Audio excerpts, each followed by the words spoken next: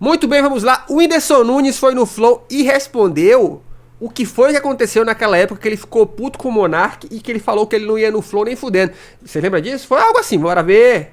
Eu já passei por muitas divergentes, pessoas que eu cheguei a amar mesmo, amar. Tipo, que eu não namorei também, mas que eu cheguei a amar mesmo, assim, mas que na hora do que eu vim fazer na Terra, a pessoa não entender. E aí eu falei, não dá. Se realmente tu entende o que eu vim fazer aqui, não dá. Tô entendendo, assim, é realmente um bagulho que te toca com muita força. Muita. E isso aí me leva pra uma parada que eu lembro que tu era bolado com a gente por causa de uma parada que foi pro Twitter. Sim. Que tinha a ver com o Nordeste, Sim. que tu interpretou mal. Sim. E que... Também, mas eu vou apresentar o meu claro. lado e você vai entender. Mas eu entendo também assim, que eu realmente me interpretei mal um pouco. Mas isso que você me falou agora, assim, na minha cabeça fez... Caralho, eu entendi por que pegou o cara desse jeito. Tá ligado? Porque, Eu entendi porque eu deixei o cara puto. tipo assim, é uma coisa, o Piauí, o Nordeste, por mais que eu veja alguns comentários, volta e meia, alguns, não são muitos não, mas alguns que eu vejo assim, ele não faz nada por aqui, ele não faz nada por onde ele nasceu, ele não faz nada. Tipo assim, é simplesmente o que me move. É nascer onde eu nasci. É simplesmente tá a parada mais importante. Talvez se eu tivesse nascido no Rio de Janeiro ou em São Paulo, eu não tivesse tanto esse... eu preciso mostrar que a gente consegue, tá ligado? Talvez eu não tivesse tanto, porque eu nasci no grande centro, assim, na parada e tal. Então eu tenho isso muito em mim.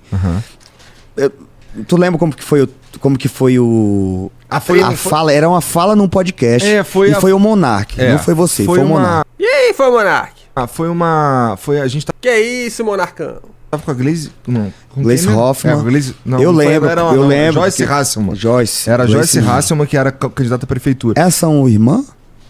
Acho que não, cara. Ou nem Inclusive, tem elas essa estão outra assim... pessoa? Tem, né? Tem, né? É que uma é PT e a outra é tipo anti-PT, então eu acho que não rola essa irmã. Não tem um irmão que tá no PT e outro que tá do Bolsonaro? Caralho, deve ter, mas... Ei, se tiver, gente, aparece aí, fala com a gente. Legal, isso aí, eu conversar, a gente chegou a algum ponto. Pois é. E não, e basicamente assim, o ponto dela era que São Paulo sustentava o Nordeste com o dinheiro dos impostos. Esse papinho aí, ó. Esse papinho. Ó, pra você que acredita nisso, deixa eu falar uma coisa pra vocês. O nosso querido Rafael Davi fez um vídeo sobre isso, não tem muito tempo. O que aconteceu historicamente foi que o Nordeste brasileiro, e não só o Nordeste, tá? O Norte também, durante muito tempo eles foram muito bem desenvolvidos. O que aconteceu foi que o governo brasileiro pegava esse dinheiro que era produzido no Nordeste e mandou todo para desenvolver o Sul e Sudeste, né? Mandou todo para desenvolver São Paulo. Aí é fácil, né? Então durante muito tempo era São Paulo que recebia essa grana, recebeu, cresceu. Agora tá com esse papo de, olha, somos nós o motor do Brasil. Não, né, gente? Aí é moleza, né? E a gente ficou um tempão falando que isso não, que assim, o povo do Nordeste, na real, é oprimido, pelo Estado. Que não, mas o Monark deu uma concordada. Foi só por isso. E aí teve um momento que exatamente, ele falou, verdade. Assim. Foi só por isso, e no caso eu vi um cortezinho também, não vi o podcast inteiro. Então eu entendo realmente que pode ter uma interpretação errada, porque eu não vi tudo.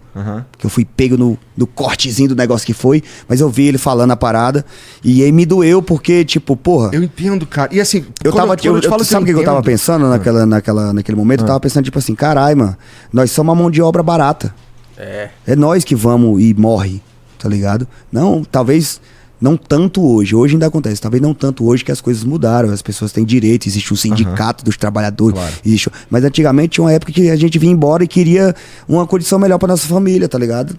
E a galera falava assim, R$30 pra rebocar isso aqui até amanhã. E aí a gente fazia essa parada, tá ligado? Tipo, teve uma notícia que eu vi... E ó, isso não aconteceu só em São Paulo não, tá? Eu posso falar com alguém que mora no Pará. Quando eu tava entrando no mercado de trabalho, a mão de obra dos maranhenses era muito valorizada aqui na minha cidade. Por um motivo, tá? Falavam que o maranhense era muito trabalhador, porque o paraense não gostava de trabalhar. Eu escutei isso várias e várias vezes de patrões que eu tive. Aí eu fui entender por quê quando eu fui trabalhar na padaria que eu trabalhei. Qual era a diferença? Como o Maranhão, em algumas cidades, mais do interior, as cidades eram muito não desenvolvidas, o que acontece é que a galera sai no afã de conseguir trabalho, chega numa cidade como a minha, que estava crescendo, e trabalha, simplesmente quer trabalho. Aí os caras aproveitam e falam assim, daqui um exemplo, tá? A diária que eu pagaria pra um cara daqui, que ele me cobraria R$100, eu vou oferecer pra esse maranhense que acabou de chegar com a mão na frente e outra atrás, eu vou oferecer 50 e ele vai me dar ainda mais lucro. E aí eu fui entendendo que o papo de que não, o maranhense é um trabalhador, na verdade era um falso elogio. Era só pra dizer assim, eu tô te elogiando pra que você estufe o peito e continue trabalhando pra mim por menos. Eu me liguei nisso na época que eu trabalhava na padaria, porque um dia o meu chefe recebeu um outro dono de padaria e ele tava apresentando que olha minha padaria aqui, piriri pororó. E, gente, nesse dia eu tava trabalhando sozinho porque eu fazia muita coisa sozinho. E aí eu lembro que o dono dessa outra padaria chegou e falou assim, esse cara bem aqui, e apontou pra mim, faz tudo isso aí sozinho. Aí o meu chefe todo contente, faz tudo sozinho. Aí eu só vi quando ele respondeu assim, pô, lá na minha padaria eu preciso de 3 ou 4 funcionários pra fazer isso. E aí o meu chefe fez aquele sorriso tipo assim, ó, sou foda. Aí foi aí que eu me liguei, eu falei, mano, eu tô trabalhando por 4, ganhando menos do que 1, porque o chefe nem queria me pagar o salário de um padeiro profissional, porque ele falava que eu era inexperiente. Eu não tinha carteira assinada. Aí foi quando eu comecei a me tocar, eu falei, mano, eu tô sendo explorado pra caralho, mano, nessa porra. Então é esse o ponto, que é o que o capitalismo mais faz, deixa essa sociedade aqui num estado de miséria, não investe, porque quando eles estão no estado de miséria, eles vão trabalhar por qualquer coisa, porque eles só precisam comer, né? Olha, eu trabalhei numa pizzaria, sou de Salvador. A dona falava exatamente isso, que contratava pessoas dos interiores da Bahia porque gostavam de trabalhar, mas descobri que eram explorados e sem direitos. Exatamente. Tanto que os brothers que eu fui trabalhar com eles, que eram do Maranhão, que chegaram de lá, 2 irmãos, os caras muito gente boa, mas eles falavam como é que era a vida. Eles falavam, cara, lá onde a gente trabalhava, nos interiores, nas cidades, eu lembro até hoje do nome da cidade, Coroatá, no interior do Maranhão. Eles falavam, pô, cara, muito difícil. Aqui a gente ganha mais. Só que na época, eles estavam ganhando mais, mas nem era tão mais assim, e era assim qualquer direito trabalhista. Aí, ó, trampei no escritório de supermercado e rolou isso comigo mesmo. Todo mundo chegava e falava que precisava de 3, 4 pessoas pra tocar ali. Eu tocava sozinho e ganhava só o salário. Exato. Uma vez que uma mulher atropelou 2 pintores nordestinos. Tipo, a mulher não gostava dos caras que estavam pintando a calçada? O meio-fio da calçada do prédio dela, e a mulher saiu com o carro, deu a ré, atropelou os caras e foi, deu a ré e atropelou os caras e tudo mais e tal. Aí o cara chega aqui, que tá Nordeste, o São Paulo sustenta o Nordeste. Aí, meu irmão, sangue só então, pra cabeça. E assim, forma... eu entendi pra caralho de verdade, porque assim, se eu tô numa situação que eu vi no Twitter o corte de alguém falando merda das minhas filhas, cara, pessoalmente, eu não vou lá olhar a origem dessa porra. Dificilmente você vai procurar o podcast pra ver. Mas por quê? Porque isso me pega profundamente. Quando você me falando que essa parada te pega profundamente... Isso é uma coisa... Porque eu fiquei pensando, caralho, o Whindersson, Pô, o Whindersson macaco velho de internet, então, irmão. fui pra... Mas aí que tá, né, pô? O cara acha que o cara, só porque ele tá na internet muitas vezes, ele tem sangue de barato, né? Cima com tudo. Mas isso... esqueci o que eu ia falar. Desculpa. Porque eu tava falando que o cara falar de... Eu reagiria sem ir olhar a fonte se... isso é um bagulho que me pega no fundo. Isso é uma coisa que, por exemplo, eu trabalhei em mim. Você lembra que o Denzel Washington falou pro Will Smith que quando você tá nos seus melhores momentos é a hora que o diabo atenta? Que foi a parada que o Will Smith falou em questão do tapa, né? E tal, que ele deu no Chris Rock, que ele falou, tipo assim, porra, eu lembro. Teve isso mesmo, eu lembro que era uma cena que eles pegaram de longe da plateia e o Denzel Washington dando uma catracada no Will Smith, falando, presta atenção, porra, calma aí. Lembrei que o cara tinha falado, toma muito cuidado, que no seu melhor dia é o dia que o diabo mais vai tentar, que era o dia de o cara ganhar o Oscar, né? E aí o cara foi lá e deu um tapa no cara e tomaram o Oscar do cara, tá ligado? E aí eu pensei nisso, falei, pô, eu deixei minha emoção tomar de conta.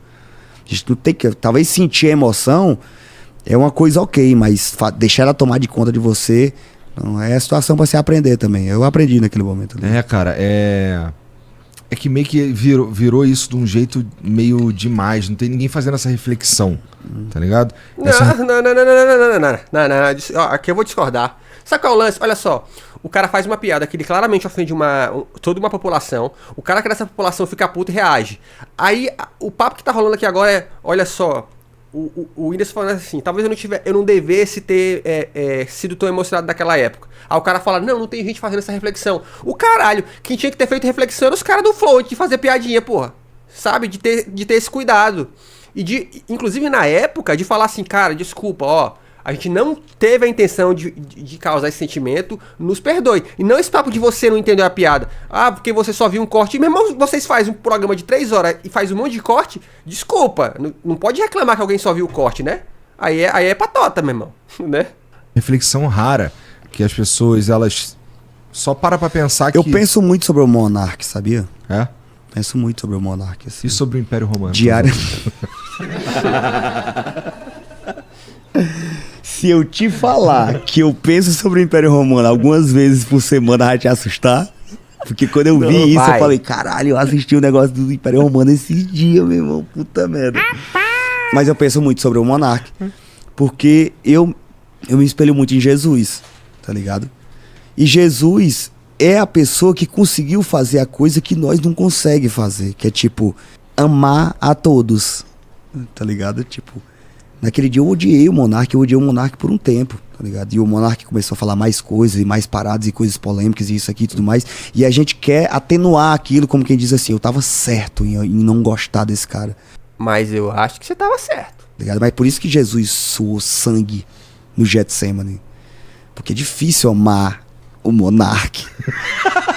Tá ligado? Cara, eu amo o Monark, pra mim é fácil. Ai, sabe por que é fácil, Igor? Eu vou parafrasear um amigo meu chamado Luiz Carlos, que ele fala uma frase que eu não esqueço nunca. Ele fala assim, esse fulano aí é bom. Só se for por da raça dele, porque pros outros, meu amigo. É por isso, né, Igor, que é bom é fácil amar o Monark. Mas exatamente, você tá entendendo? Talvez você tenha chegado num ponto em que as pessoas da internet não chegam nesse ponto. Tá? Não, meu amigo, é diferente. O Monark é diretamente ligado ao sucesso do Igor, cara. Mas ele não é diretamente ligado ao sucesso de muitas outras pessoas, né? Não, eu acho que é mais porque eu conheço ele. Exatamente, porque quando a gente conhece, é outra coisa. Exatamente. Eu falo pros meninos direto, Uma coisa é um cara matar uma pessoa, outra coisa é um primo teu matar uma pessoa. Não, mas ele... Entendi. Apesar da comparação maluca. Entendi, mas é isso. O ponto é, a gente não tem a obrigação de conhecer o Monark como a família conhece, como os amigos conhecem. Esse é um ponto, né? Ele apontou o dedo na cara do meu primo, deu um tapa na cara dele e cuspiu na cara dele. Se fosse eu, tinha matado também. Tudo muda quando tá mais próximo da gente, tá ligado? Jesus tinha isso sem conhecer o Monark. E ele já amava o Monark, tá ligado? E eu pensava, realmente, é difícil você amar a todos igual diz que Jesus fazia, tá ligado? É difícil. É uma coisa a se trabalhar, tá ligado? Por isso eu pensei nessa parada do que eu tinha falado e pensei, realmente eu fui tomado pela emoção. Porque, na verdade, se eu pensar conscientemente assim, porque eu gosto de fazer o que Jesus fazia, eu ia falar assim, ele não sabe o que ele tá falando. Que Jesus fazia isso, ele não sabe o que ele fala, eles não sabem o que fazem. Não me liguei na época, mas depois o negócio veio e eu fui entendendo. Eu falei, não, realmente o Monark fala as merda dele, mas a gente não tem que querer o mal da Essas pessoa. epifanias aí estão rolando muitas vezes, cara, na tua vida aí ultimamente? Sempre rolaram. Sempre rolaram. Sempre fui uma pessoa que é ligada no outro lado, tá ligado? Que acaba mesmo, que é pouco, que o tamanho do universo é muito, que a idade do universo é muito, que a gente vive bem pouquinho e tal, que essa é uma parte considerável e tal, mas é bem pouca, é bem pequena, assim. Eu sempre fiquei pensando muito no outro lado, então no final das contas eu sempre, mesmo que alguém me bata, eu sempre fico pensando em o que acontece depois. O que acontece depois? Tá aí, o Whindersson demonstrando que está seguindo os passos de Jesus. Se inscreve no canal, porque aqui tem vídeo todo dia.